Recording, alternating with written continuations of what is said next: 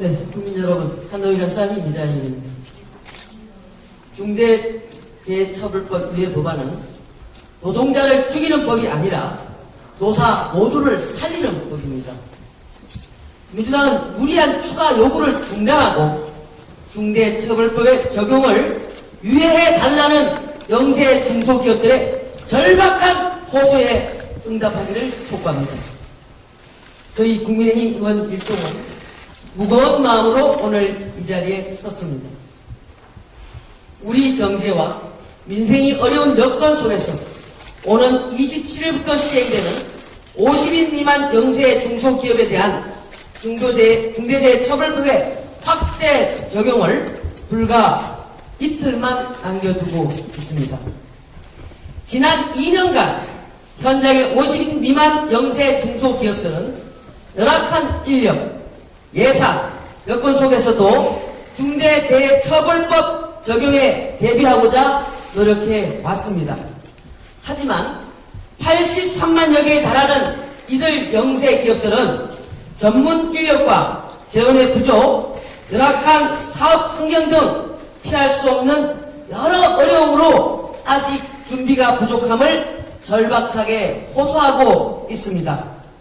제가 국민의힘 노동개혁특별위원장으로서 현장 방문을 했을 때 점검해본 결과 영세 중소기업의 대표자분들께서는 1인 3역을 하고 계셨습니다.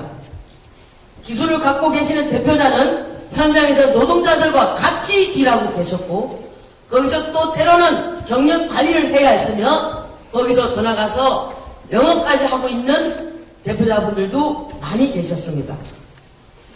그렇기 때문에 중대재해로 처벌을 받을 경우 태업이 속출하고 이로 인한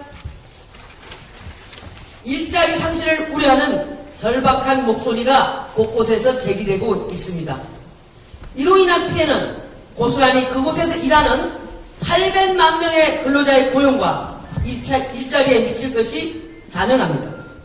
저는 50인 미만 사업장의 중대재해법 적용을 2년간 유예하는 개정안을 지난해 9월에 발의했습니다. 그동안 법사위와 양당 지도부의 논의 과정을 지켜보며 민주당의 일방적 시간 끌기에 분노할 수밖에 없었습니다. 민주당은 작년 말 법 시행 준비 부족에 대한 정부의 사과, 구체적 산재 예방 추진 계획과 재정 지원 방안, 정면단체가 2년 뒤 추가 유예를 요구하지 않는다는 약속 등 3가지 조건 충족을 전제로 법 시행 유예가 가능하다는 입장을 밝혔습니다. 묻겠습니다. 정부가 준비 부족을 인정했습니까? 안 했습니까? 했습니다. 산재 예방 추진 계획과 재정 지원 방안을 마련했습니까? 안 했습니까? 했습니다. 경영계가 2년 뒤 추가 유예를 요구하지 않겠다고 약속했습니까? 안 했습니까? 했습니다.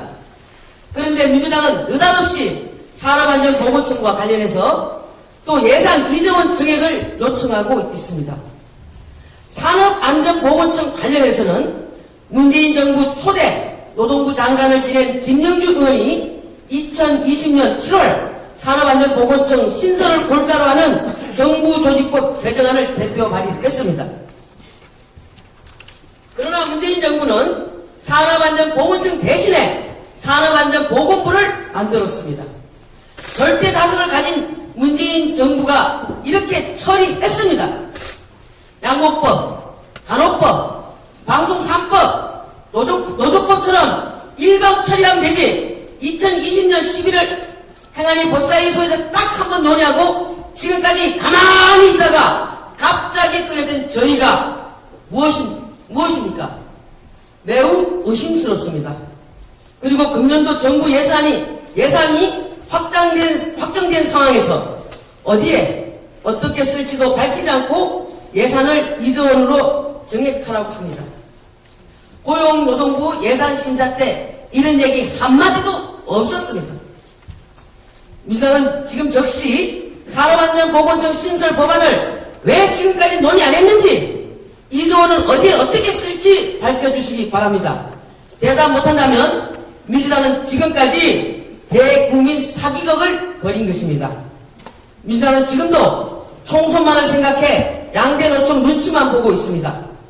50인 미만 사업장 종사자의 생계보다 조직화된 표를 의식해서 오염치 않은 정치를 하고 있습니다. 향후 유인안이 개정되지 못해 산업 현장에서 발생하는 모든 일들은 민주당이 책임져야 합니다. 그리고 국민이 이번 총선에서 반드시 민주당을 심판해 주셔야 합니다. 대한민국이 상식이 통하는 나라로 바꾸는 것은 반드시 총선에서 심판해 주시는 것입니다. 감사합니다.